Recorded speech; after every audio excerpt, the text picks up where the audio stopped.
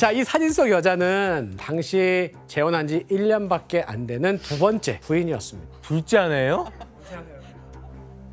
지금 상식으로는 이해하기 어렵지만 당시까지만 해도 남자가 부인을 두고 여러 명의 첩을 두는 것은 사실 흔한 상식 같은 일이었습니다. 그리고 표면상 장제스는 자매들에게 식사 초대를 받은 것이기 때문에 일단 부부 동반으로 방문했던 겁니다. 네. 근데 뭐 식사 분위기가 어떠실지 좀 상상이 안 가는데 어떤 대화가 좀 오갔나요, 왕혜 씨? 이제 아이링이 장제스 아내한테 엄청 많은 질문을 했대요. 자, 예를 들어서 이제 장제스가 사소한 일에도 성을 낸다고 그리고 성격이 불같은데 진짜 그러냐? 첫 번째 아내가 어땠냐고 그런 질문까지 했대요. 현재 와이프한테 그걸 물어본다고요? 네. 결혼할 만한 사람인지? 네, 그 장제스가 결혼할 만한 사람인지 그걸 확인을 해야 되는데 이제 아내를 통해서 하려고 하는 거죠. 자, 그렇다면 자, 셋째 메이링은 그럼 어땠을까요? 장제스에게 어떤 행동을 취했을 것 같아요? 이혼하세요. 이혼하세요. 네. 네, 놀랍게도 장제스한테 뭘 줍니다. 샹하이에 집 주소가 적혀져 있는 걸 건네줬다고 해요. 무슨 뜻이겠어요? 장제스가 마음에 들었다는 뜻이죠. 와, 대박이다. 그러니까 그러면 셋째 메이링은 장제스를 뭐 자신의 그 결혼 조건에 맞는 영웅이라고 생각한 거네요, 그러면? 하지만 메이링은 당시 장제스가 얼마나 출세를 할지 상황을 조금 더 지켜보면서 결혼에 대한 확답은 주지 않았다고 합니다. 그러니까 점점 장제스의 마음은 어떻겠어요? 속이 타 들어가겠죠. 뭐지? 그리고 장제스는 마침내 메이링에게 내 능력을 보여줄 기회를 하나씩 잡아가게 되는데 순원의 핵심 사업 아까 있었죠? 제일 약점이 뭐라고요? 군사력. 군사력. 그래서 만든 학교가 황포 군관학교. 여기에 초대 교장으로 바로 장제스를 임명하게 됩니다. 여기에 장교들을 키워내며 군대에서 자신의 입지를 탄탄하게 다져나가는 기반을 마련하게 되는데요. 이를 바탕으로 해서 순원이 바로 그 다음에 죽고 나니까 1926년 국민당의 1인자 자리로 단숨에 올라가면서 군의 총사령관에 올라와서 권력을 장악하게 되는 거죠. 영웅이 됐네. 영웅이 된 겁니다. 자, 이렇게 힘을 갖게 된 장제스는 이제 순원의 뜻을 이어받아서 쪼개졌던 중국을 하나로 통일하는 북벌작전, 하나로 통일하는 전쟁 작전에 나가게 됩니다. 자, 장제스가 북벌에 성공할 수 있었을까요? 자, 북벌을 시작한 지 4개월째. 1926년 11월 미국 뉴욕 타임즈에는 장제스의 얼굴이 대문짝만하게 실리면서 대서특필되거든요. 와, 사진 너무 큰데? 새로운 강자, 중국의 절반을 차지하다. 장제스가 예상치 못한 승리를 거두며 세력을 확장하고 있다. 와, 반을 먹었네, 중국 반을. 진정한 영웅이 됐는데요? 라이징 스타죠. 예. 장제스는 북벌에 나서자마자 연전연승을 거두면서 힘과 능력을 확실하게 보여주기 시작한 거죠.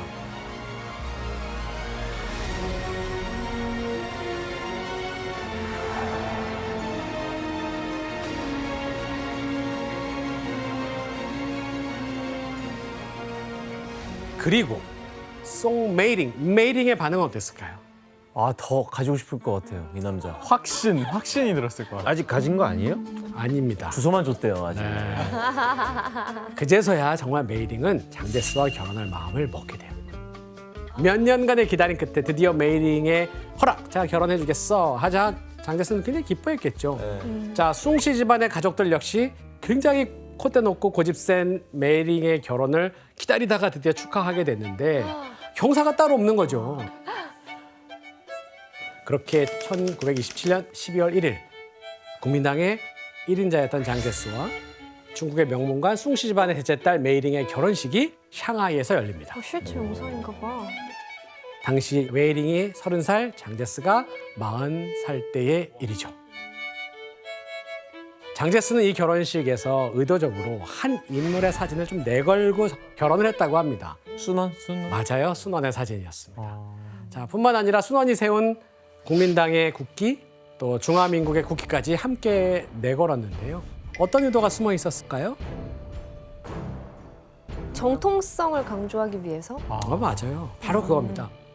뭐 숨길 것도 없죠. 누가 보든지 이 결혼식은 장제스가 순원의 뜻을 잇는 계승자임을 만방에 선포하는 일종의 그렇죠. 대관식과도 같은 그런 자리였습니다. 요즘 그러면은 관심이 좀 엄청났을 것 같은데요, 결혼식이.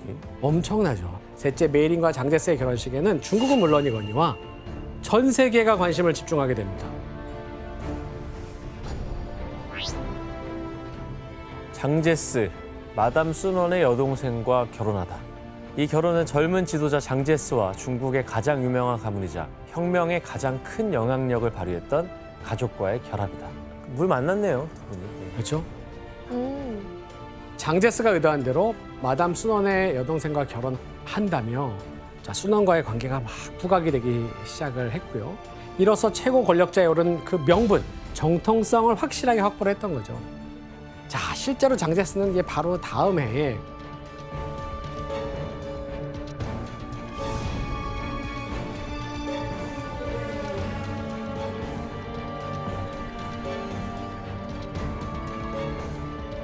국민당 정부의 최고 권력자인 주석의 자리를 차지하면서 중화민국의 통치자로 이제 완전히 이제 군림을 하게 되는 거예요. 그리고 드디어 이제 셋째 메이린 역시 최고 권력자의 부인으로서 올라서게 되는 거죠. 아.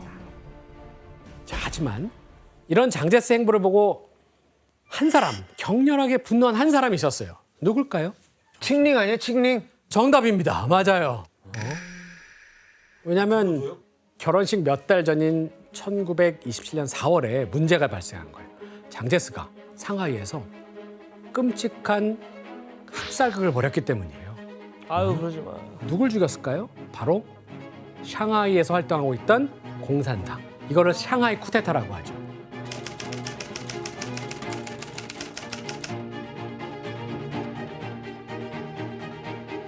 장제스는 지금 상하이에 있는 공산당 지부와 노동자들을 습격하는 대규모 공산당 토벌 작전을 벌인 겁니다.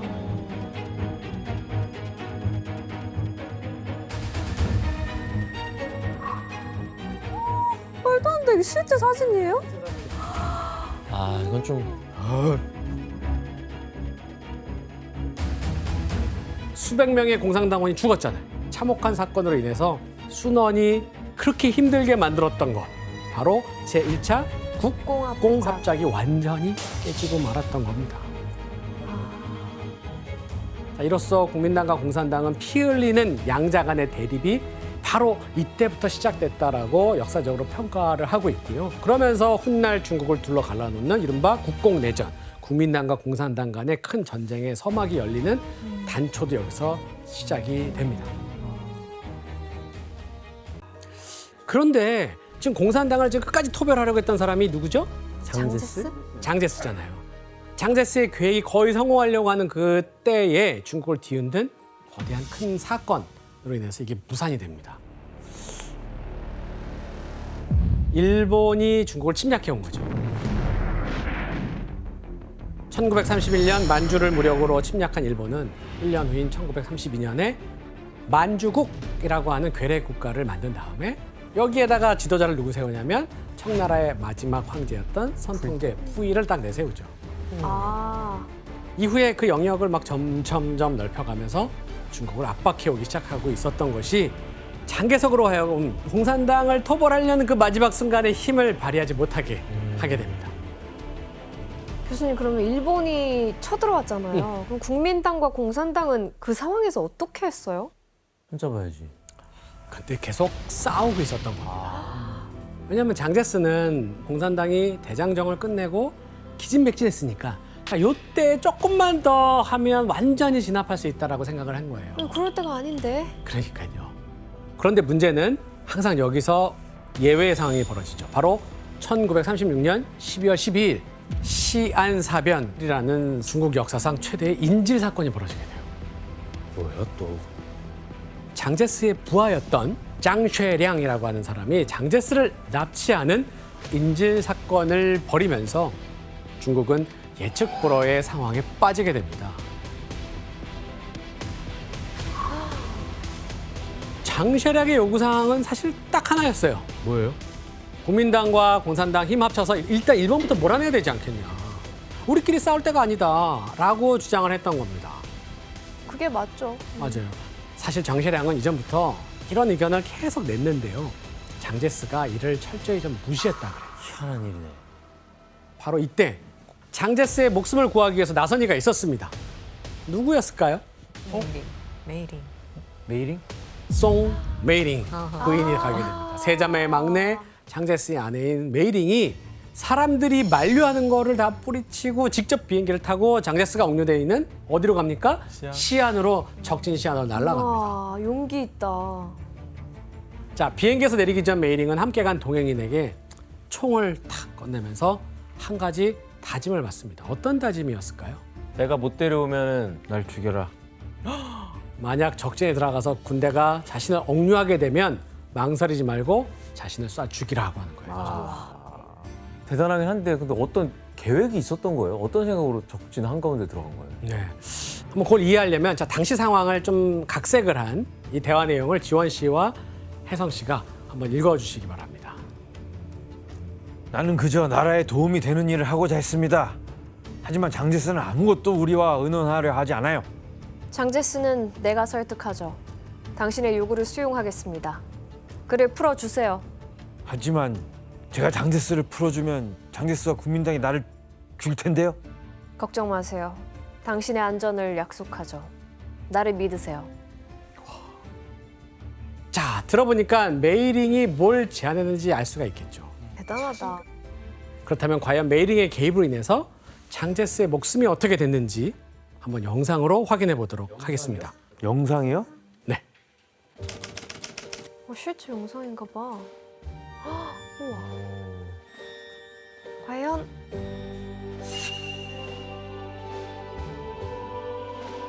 헉, 와, 해냈네. 자, 이 사진은 정말 역사적인 사진입니다. 여분 같아요. 외교적인 수완이 있는 거잖아요. 협상을 맞습니다. 해서 얻어낼 거 얻어내고. 맞습니다. 메이링에 찾아온 후에 장제스는 자기가 이렇게 반대하던 공산당 측과의 회동을 진행을 하게 됩니다. 반대하다가. 그리고 장제스가 무사히 돌아온 뒤에 국민당, 공산당은 힘을 합쳐서 일단 공동의 적인 일본과의 본격적인 전쟁을 나서게 되는데요. 그래서 이거를 우리는 유명한 제2차 국공합작이다 이렇게 부릅니다. 그리고 국공합작을 이뤄내는데 큰 역할을 한 셋째 이 메이링이 중국 역사에 완전히 이제 전면의 하이라이트로 등장하게 됩니다. 하지만 2차 국공합작으로 힘을 합친 국민당, 공산당은 1937년 7월 공동으로 큰 위기를 맞게 됩니다. 바로 중일 전쟁이 발발한 겁니다. 마침내 일본이 중국을 집어삼키기 위한 본격적인 전쟁을 시작한 거죠. 전쟁이 시작되니까 일본은 엄청난 기세로 막 몰아붙이면서 베이징, 티엔진, 상하이 점령하면서 일본한테 처참하게 패하는 일들이 계속 벌어지거든요. 근데 이런 상황에서 중국의 승리를 위해서 나섰던 인물들이 있었는데 바로 숭시 집안의 세 자매들이 나서기 시작합니다. 오. 그래서 근데 메이링이 장제스랑 결혼하면서 칭링이랑 좀 사이가 안 좋아졌잖아요. 근데 중일 전쟁으로 다시 세 자매가 뭉치게 된 건가요? 맞습니다. 칭링은 여전히 장제스를 싫어했어요. 하지만 이 조국의 위기 앞에서 미움을 잠시 접어두기로 하고요. 여러 구호단체들을 만들고 전투에 필요한 약품, 물자를 모아서 항일 전쟁을 위해서 최선을 다하기로 합니다. 그리고 사비를 막 털어서 다친 병사들을 위해서 병원을 막 세워주고 전쟁의 최전선에서 여러 부대를 막 방문하면서 병사들의 사기를 높이기도 했죠. 와, 야. 대단하다. 그런데 이런 이제 노력에도 불구하고 실제 전황은 점점 조금씩 더 나빠지기 시작했어요. 그리고 20세기 중국 현대사의 가장 참혹한 사건이 또 하나 벌어지게 되는데 이게 바로 난징 대학살입니다. 1937년 12월 일본이 중국의 수도 난징을 빼앗은 뒤에 엄청난 학살을 자행을 하는 건데요.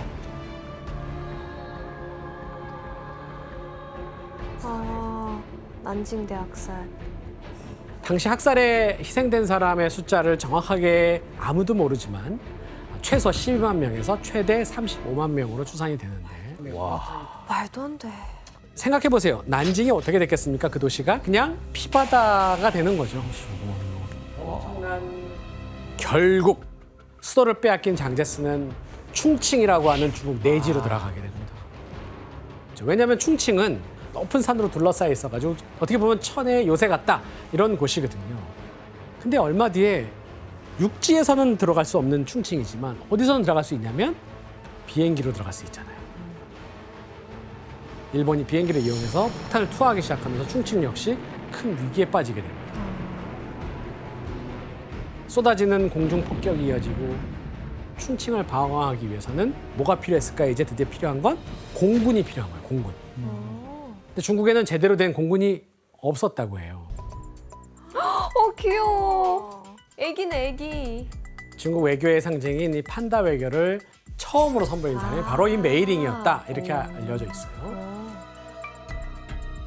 자, 그런데 메이링의 활약은 또 여기서 그치지가 않습니다. 뭐예요? 일본이 2차 세계대전 중에 하와이 진주만을 폭격하잖아요.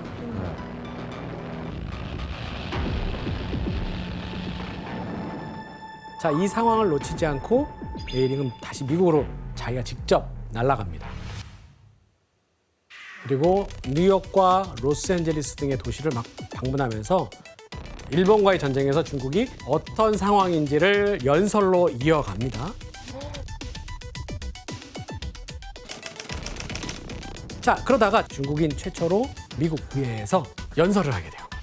영어도 잘할 거 아니에요. 영어는 뭐 거의 본토처럼 하겠지. I can also assure you that China is eager and ready to cooperate with you and other peoples to lay a true and lasting foundation for a sane and progressive world society which would make it impossible for any arrogant or predatory neighbor to plunge future generations into another orgy of blood. 기립박수.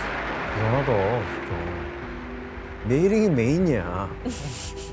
제일 여기서 뛰어난. 이 연설을 통해서 미국의 루스벨트 대통령은 중일 전쟁에 미국의 지원을 확대하겠다라고 하는 결정을 내리게 됩니다. 메이링이 짱이네. 자, 이렇게 메이링이 맹활약하는 가운데 상황은 점차 중국에 유리하게 돌아가기 시작합니다.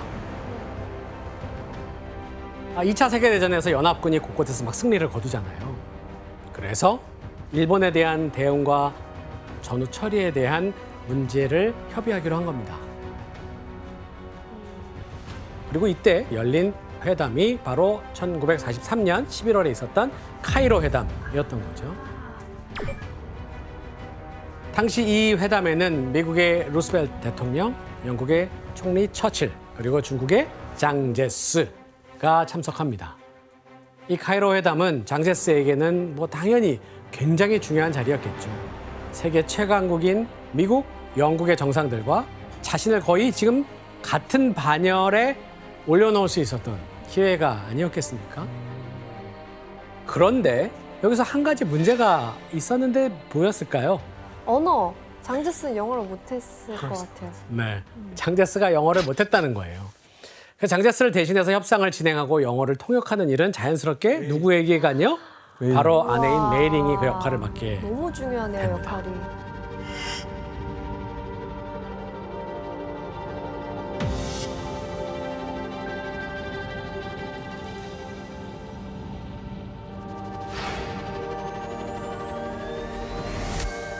아, 저렇게 옆에 계셨구나. 처칠 수장 옆에 앉아 있는 거예요. 일반적으로 루스벨트 대통령과 처칠 총리, 장제스가 나란히 앉은 사진으로 알려져 있는데 옆에 실제로 누가 있냐면 메이링이 있는 거죠. 근데 이렇게 회담 사진에 메이링이 옆에 앉아있는 사진도 처음 보고 아마 봤었어도 누군지 전혀 눈치를 못 챘을 것 같아요. 맞습니다.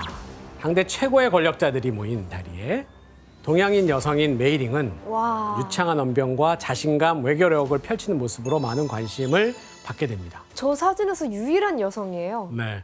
당시 세계적으로도 메이링의 인지도가 굉장히 높아졌다고 합니다.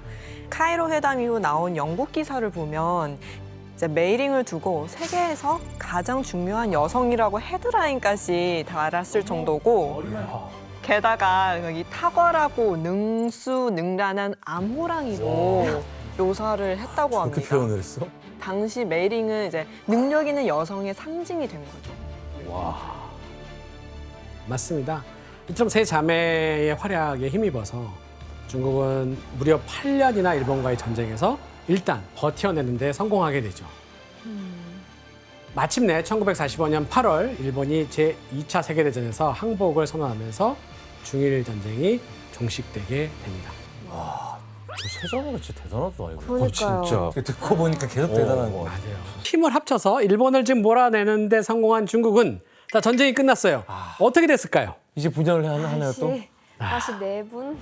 미국의 중재로 국민당의 장제스와 공산당의 마오쩌둥은 충칭 임시수대 평화회담을 열게 됩니다. 이를 쌍십협정이라고 해요. 그리고 이 합의에서 중요하게 언급된 이름이 있었다고 해요. 누구였을까요? 순원. 순원이죠. 맞습니다.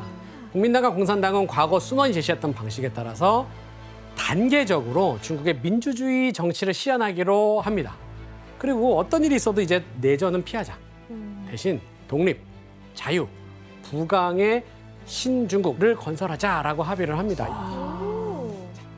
하지만 장제스와 마오쩌둥 두 사람은 이 협정을 맺으면서도 뒤에서는 전면전을 위한 준비에 박차를 가하고 있었습니다.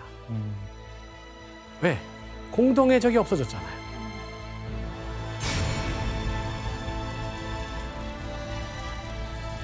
근데 이게 그 유명한 국공내전, 국민당과 공산당 간의 큰 전쟁의 시작이고 중국은 다시 전쟁에 휩싸이게 됩니다.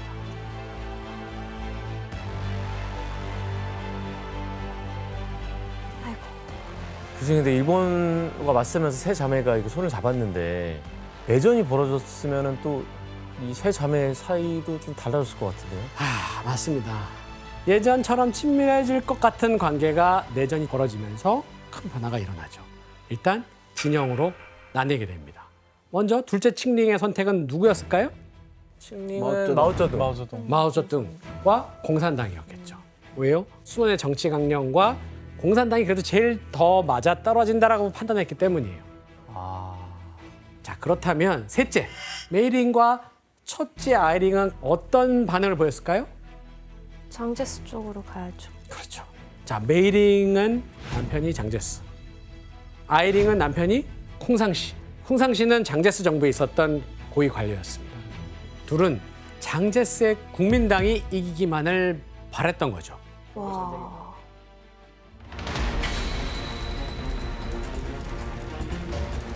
전쟁 초반에 공산당군에 비해서 무려 3배 가까이 규모가 컸던 국민당이 대부분의 전선에서 승리를 거두게 됩니다. 게임이 안 되는 싸움인데 그러면? 그렇죠. 그러면 다들 장제스가 이길 거라고 생각했겠네요. 맞습니다. 네. 그런데 이게 바로 다음 해부터 뭔가 반전이 또 일어나요. 뭐야 또 그것도? 왜지? 중국이 계속 전쟁 상황이 되는 건 미국 입장에서 바람직한 상황이 아니었기 때문에 이 내전을 종식시키려고 했던 미국의 압박이 있어서 장제스가 휴전을 또 결정할 수밖에 없는 상황도 벌어지게 됩니다.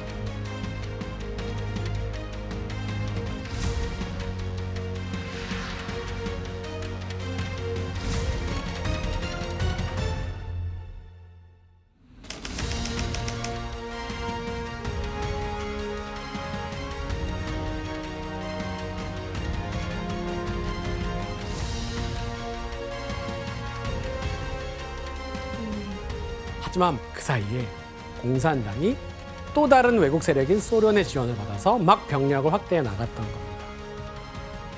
그러면서 이제 완전히 전세가 이제 역전되는 거죠.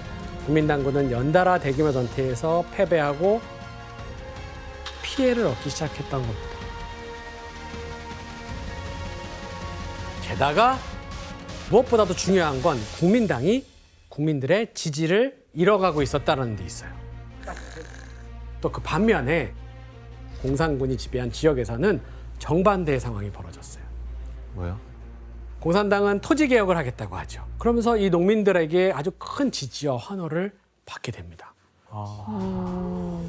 결국 1949년 4월 23일 공산당군이 난징이라고 하는 것을 점령하면서 마오쩌둥이 이끄는 공산당이 승리했습니다. 그리고 그해 말에 장제스는 200만 명에 달하는 군인들과 주요 인사들을 데리고 바로 대만으로 향하게 됩니다. 이후 장제스는 이 중화민국의 대총통으로 집권했고 메이링은 총통의 부인으로 대만에서 살아가게 됩니다. 교수님, 그러면 이 공산당 편에 섰던 둘째 칭링은 어떻게 됐어요? 이제 공산당이 집권하게 되잖아요. 자, 마오쩌둥은 마담 순원인 칭링이 새로운 중국, 소위 신중국과 함께 필요했던, 즉 상징성을 굉장히 중요하게 생각을 했습니다. 그래서 칭링에게 중국을 위해서 일해달라라고 하는 러브콜을 보내게 돼요. 자, 근데 여기서 칭링은 그 제안을 받아들였을까요? 한번 영상으로 확인해 보도록 하겠습니다. 最高中华人民共和国中央人民政府的权利，代表中华人民共和国全国人民的唯一合法政府。 마오쩌둥이 중화인민공화국의 성립을 딱 선포했던 1949년 10월 1일. 칭링은 마오쩌둥의 뒤에서 천안문을 향해서 함께 걸음을 내딛었고요. 와, 마오쩌둥 정부의 부주석, 자, 주석은 마오지만 부주석의 최고 자리에 오른 겁니다. 자, 이로써 칭링은 현대 중국의 역사상 어떻게 보면 가장 높은 지위에 오른 여성이 된 거예요.